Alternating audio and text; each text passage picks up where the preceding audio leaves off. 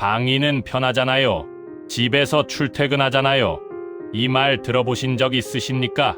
군필자라면 누구나 한 번쯤 이 말에 억울함을 느끼셨을 겁니다. 그런데 방위병 중에서도 억울해도 너무 억울한 사람들이 있었습니다. 이름하여 전투방위 혹은 특공방위라 불렸던 사람들입니다. 1980년대 대한민국 남자들에게 군 입대는 숙명이었습니다. 징병검사에서 보충역 판정을 받으면 방위병으로 분류됐습니다. 세간의 인식은 딱 하나였죠. 방위는 동사무소 가서 도장이나 찍다 집에 오는 거 아냐? 그런데 실상은 전혀 달랐습니다. 군부대로 배치된 전투방위들의 복무 환경은 현역 못지않았고 어떤 면에서는 그보다 더 혹독했습니다. 훈련은 똑같이 받았고 차별은 2배로 받았습니다. 그러면서도 세상은 방위 취급만 했습니다. 오늘은 그 잊혀진 기록을 복원합니다. 1980년대 전투방위가 힘들었던 이유 7위부터 1위까지 하나씩 짚어드리겠습니다. 영상이 끝날 때쯤 전우님들 댓글에 꼭 써주세요. 어느 부대, 어느 시절, 어떤 방위셨는지 7위 훈련병 시절부터 시작된 차별 너희가 뭔데 거기 지원해? 방위병으로 입대하면 향토사단 신병교육대에서 기초군사훈련을 받았습니다. 3주에서 4주짜리 훈련 과정이었습니다. 그런데 훈련소 마지막 주가 되면 묘한 일이 벌어졌습니다. 어깨에 휘장이 달린 전투복을 입은 주임 상사가 내무반으로 들어와 이렇게 말했다고 합니다. 짧지만 멋있는 군생활하고 싶은 사람, 나와.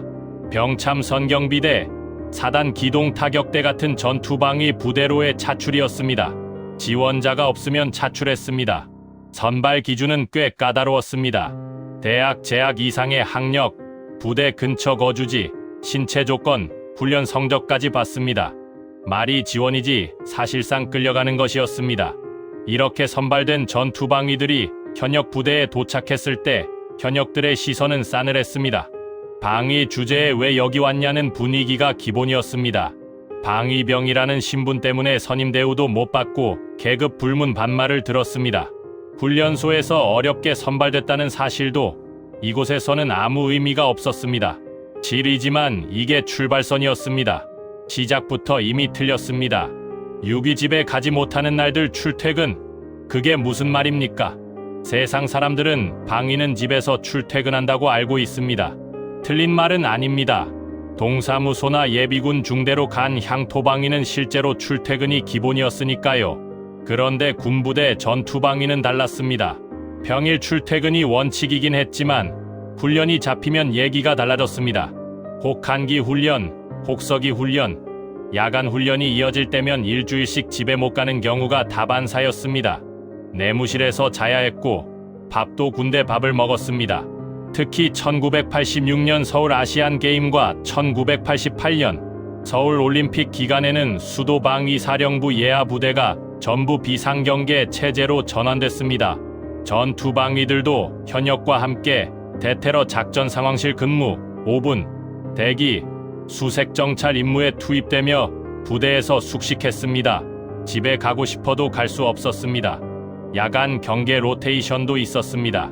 오후에 출근해서 다음날 오전에 퇴근하는 방식인데 이게 몇 달씩 이어지는 부대도 있었습니다.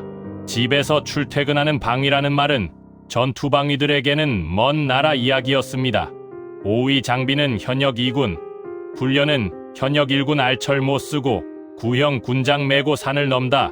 훈련은 현역과 똑같이 받아야 했지만 지급되는 장비는 달랐습니다. 1991년 기준으로 전투방위들에게 지급된 철모는 신형 방탄모가 아닌 구형 알철모였습니다. 군장도 마찬가지였습니다. 현역에게는 1990년부터 신형 군장이 지급됐지만 전투방위들은 구형 군장을 한참 더 메고 다녔습니다. 신병교육대를 수료할 때도 차이가 확연했습니다. 전투방위는 여벌 전투복, 내에 전투화 등을 추가로 지급받아 더플백에 담아서 나갔습니다. 반면 향토방위는 야전상에 한 벌, 전투복 한 벌, 전투화 한 켤레 정도만 지급됐는데 가방조차 없어서 야전상의로 임시 보자기를 만들어 짐을 싸서 나가야 했습니다. 같은 방위병이라도 배치되는 곳에 따라 지급품부터 극과 극이었습니다. 부대에서도 출퇴근 때 사복을 입고 다니다가 부대 도착 직후 전투 대기실에서 전투복으로 갈아입고 퇴근 직전에 또 사복으로 갈아입었습니다. 세탁도 집에서 해야 했습니다.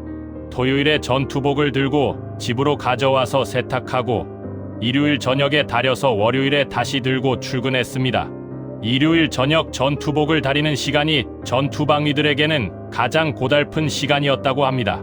알철모를 쓰고 구형 군장을 메고 산악행군을 했습니다. 체력은 현역 1군, 대우는 현역 꼴찌였습니다.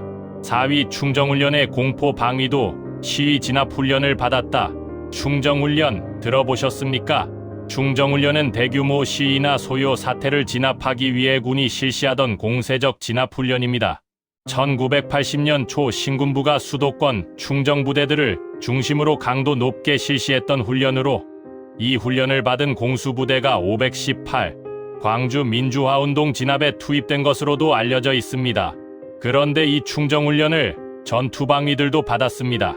사단본부 직할 병참 선경비대, 연대 기동타격대, 도시, 지역 대대 기동대의 전투방위들은 충정훈련을 정기적으로 받아야 했습니다.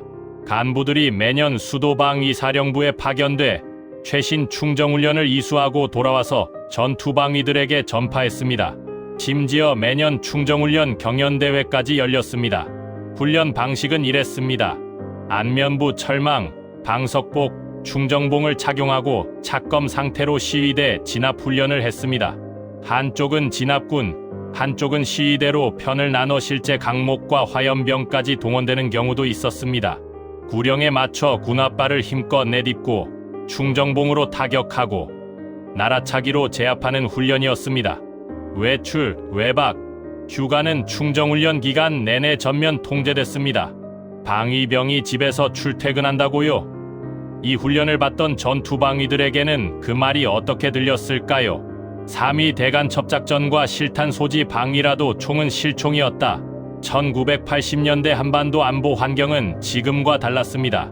북한 무장공비의 침투 위협이 실제했고 군은 상시 대간첩작전 태세를 유지하고 있었습니다.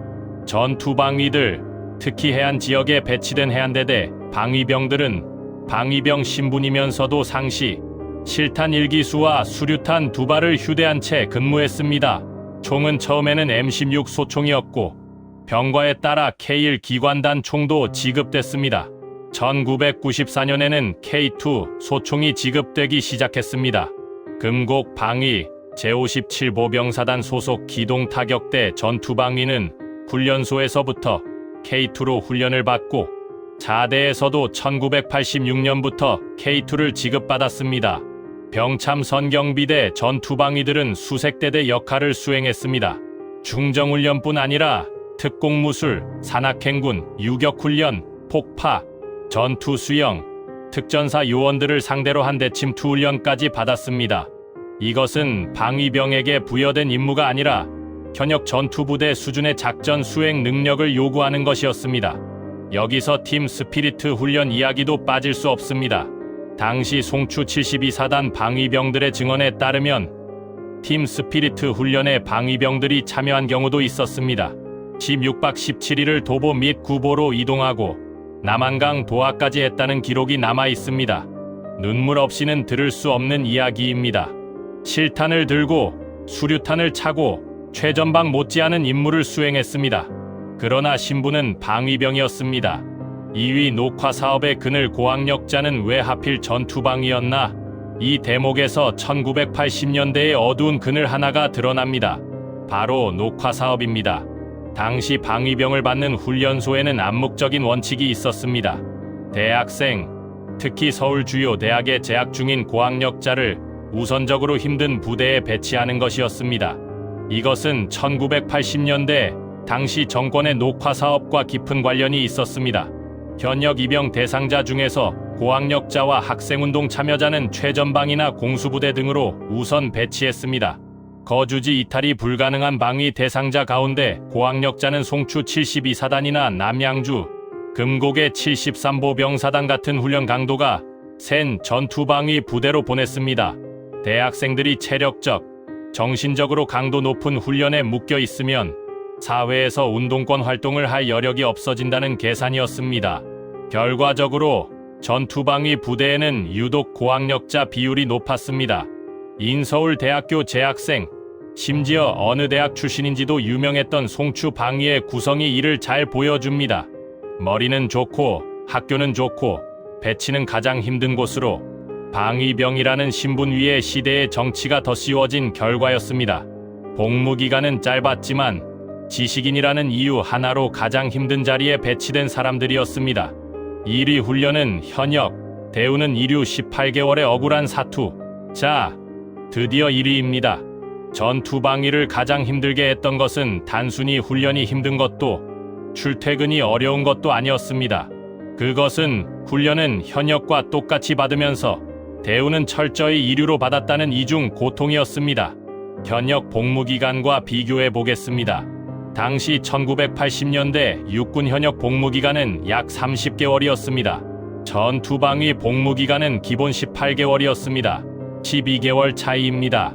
그런데 대학 교련을 이수한 현역들은 복무기간 단축 혜택을 받아 27개월까지 줄어들었고 전투방위 18개월과의 실질적인 차이는 9개월에 불과해졌습니다. 고작 9개월 차이. 그런데 전투방위들은 멸시, 조롱, 차별을 모두 감수해야 했습니다. 현역과 똑같은 훈련을 받았지만 군번은 따로였고 선임 대우도 없었습니다. 현역들에게 함부로 당하면서도 방위 신분이라는 이유 하나로 아무 말도 할 수 없었습니다. 심지어 같은 방위병 사이에서도 서열 문제가 있었습니다. 전투방위가 부대 출퇴근, 버스에서 향토방위에게 앉지 못하게 하는 기이한 군기까지 존재했다고 합니다. 위에서 눌리고 아래서도 치받는 구조였습니다. 100km 행군을 했습니다. 송추 72사단 전투방위들은 혹한기와 혹서기마다 100km 행군을 실시했습니다. 18개월 복무기간 동안 3번, 말년에 가까이 입대하면 4번까지 뛰기도 했습니다. 어떤 전우님은 포경수술 직후에 100km 행군을 했다는 증언도 남아 있습니다. 방위병이지만 방위 취급은 못 받았고 현역은 아니지만 현역의 고통은 다 겪었습니다. 그 18개월 동안의 억울한 사투가 1위의 이유입니다. 오늘은 1980년대 세상에서 가장 억울했던 병사들의 이야기를 했습니다. 방위라고 무시당하면서도 현역과 똑같은 훈련을 받았던 전투방위, 집에서 출퇴근한다고 손가락질 받으면서도 주 1회 집에 가지 못하던 날들을 버텼던 분들, 중정훈련을 받고 실탄을 차고 100km를 행군했던 그 기록이 이제야 조금이나마 세상에 남겨집니다. 전우님, 당신의 복무는 결코 부끄럽지 않았습니다. 댓글에 어떤 방이셨는지 남겨주십시오. 어느 사단, 어느 기동대, 어느 시절 전우였는지 그 기록이 모이면 역사가 됩니다. 구독 안 하신 분들 지금 바로 구독 버튼 눌러주십시오. 좋아요도 꼭 부탁드립니다. 다음 영상에서 또 뵙겠습니다. 전우의 기록이었습니다.